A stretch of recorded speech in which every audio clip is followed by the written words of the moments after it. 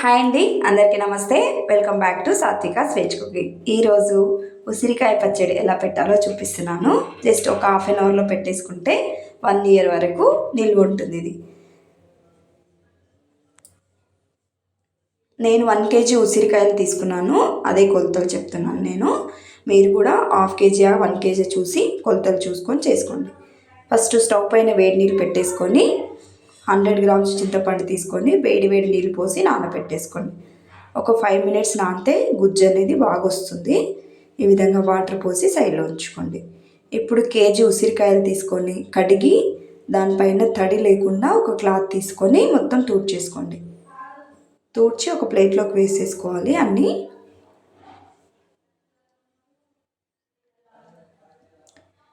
ఇప్పుడు స్టవ్ పైన ఒక బాండి పెట్టేసుకొని దాంట్లో ఆయిల్ పోసేసుకోండి. ఆయిల్ కొంచెం వేడయ్యాక ఇలా ఉసిరికాయలు ఒకటొకటి డ్రాప్ చేయండి. ఆయిల్ చిట్లుతుంది, స్లోగా వేసేసుకోవాలి. వేసేటప్పుడు నేను 1 కేజీ తీసుకున్నాను కాబట్టి హాఫ్ కేజీ ఒకసారి వేసాను. నెక్స్ట్ టైం హాఫ్ కేజీ వేసేసుకుంటే సరిపోతుంది. ఒకేసారి కేజీ వేస్తే లోపల అనేది బాగా కాలదు. అందుకే ఈ విధంగా బ్యాచెస్ వైజ్గా కాల్చుకుంటే సరిపోతుంది. చూడండి, ఈ విధంగా అయ్యాక ఒక్కసారి స్పూన్తో ఈ విధంగా కలిపేసుకోండి స్లోగా.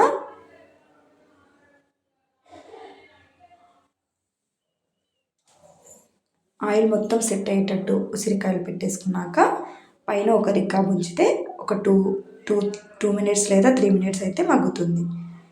ఈ విధంగా పెట్టాక నెక్స్ట్ మెంతు పొడి, ఆవుల పొడి రెడీ చేసుకుందాము. ఇప్పుడు స్టవ్ పైన వేరే గిన్నె పెట్టేసుకొని ఒక 2 స్పూన్ మెంతులు దోరగా ఫ్రై చేసేసుకోవాలి. సిమ్లో పెట్టేసుకొని చేసుకోవాలి మెంతులు అనేటివి, లేదంటే మాడిపోతాయి.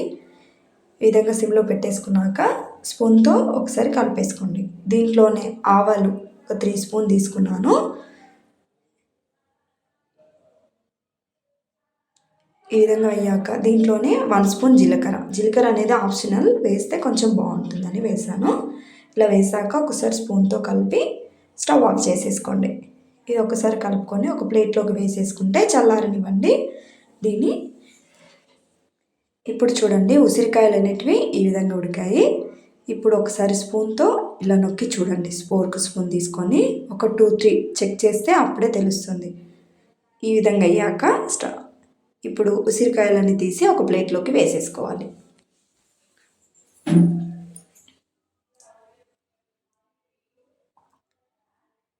చాలా హెల్దీ రెసిపీ కదా ఉసిరికాయ అనేది. ఈ విధంగా చేసి పెట్టుకుంటే 1 ఇయర్ వరకు తినేయచ్చు.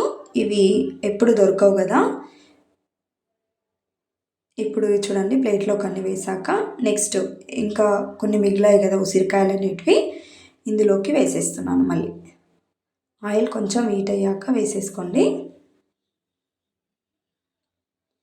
ఈ విధంగా అన్నీ వేసి స్పూన్తో ఒకసారి ఈ విధంగా అయ్యాక పైన రిక్కా పెట్టి ఉంచుకోండి.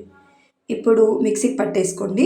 ఆవాలు, మెంతులు, జీలకర్రని మిక్సీ జార్లో వేసేసుకొని ఫైన్గా పేస్ట్గా పట్టేసుకోండి. పౌడర్ బాగా మెత్తగా కావాలి. చూడండి, ఈ విధంగా అయితే సరిపోతుంది.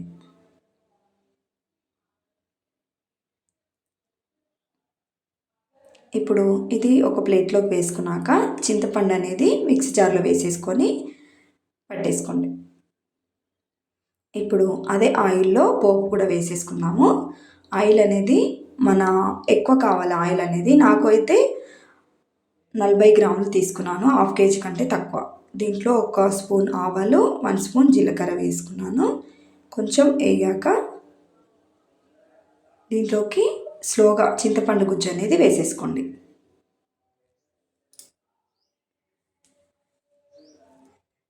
ఒకసారి ఇలా స్పూన్తో కలిపితే మొత్తం కలుస్తుంది ఆయిల్లో.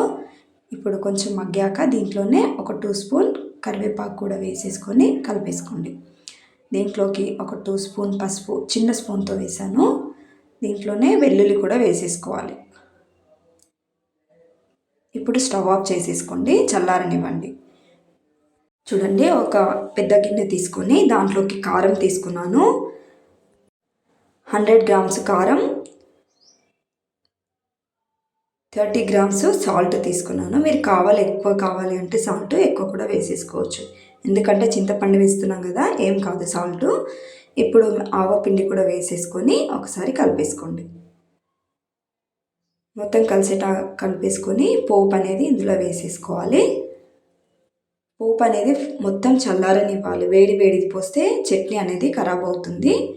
ఈ విధంగా వేసేసుకొని దీంట్లోకి ఉసిరికాయలు కూడా వేసేసుకోవాలి. ఇప్పుడు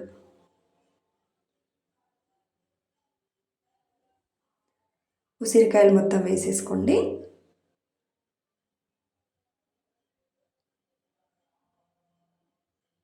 ఇప్పుడు వేసుకున్నాక స్పూన్తో ఈ విధంగా కలిపేసుకోండి. ముక్కలకి బాగా పట్టేటట్టు కలిపేసుకోవాలి.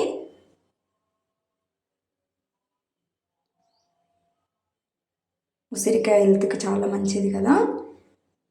పిల్లలకి కానీ పెద్దలకి కానీ ఈ విధంగా అప్పుడప్పుడు వేడి వేడి రైస్లోకి ఈ విధంగా కలిపి పెట్టండి, చాలా ఇష్టంగా తింటారు. చూడండి, ఈ విధంగా కలిసాక నెక్స్ట్ డే మార్నింగ్ చూపిస్తున్నాను. ఆయిల్ అనేది పైకి తేలింది కదా, ఇలా ఒక 2 days ఈ విధంగా కలపండి. అప్పుడప్పుడు తీస్తూ ఒక 3 days ఈ విధంగా ఉడిచిపెడితే ఆయిల్ అనేది పైకి తేలి బాగా కాయ అనేది బాగా ఊరుతుంది. ఇప్పుడు ఒక డబ్బాలోకి వేసేసుకోండి. ఈ విధంగా మొత్తం చట్నీ అనేది ఒక డబ్బాలోకి వేసేసుకొని చూడండి ఎంత కలర్ఫుల్గా ఉందో. ఆయిల్ కూడా పైకి తేలుతుంది. ఆయిల్ ఎక్కువ వేస్తేనే చట్నీ అనేది ఎక్కువ రోజులు నిల్వ ఉంటుంది. వీడియో నచ్చితే లైక్ చేయండి, సబ్స్క్రైబ్ చేసుకోండి.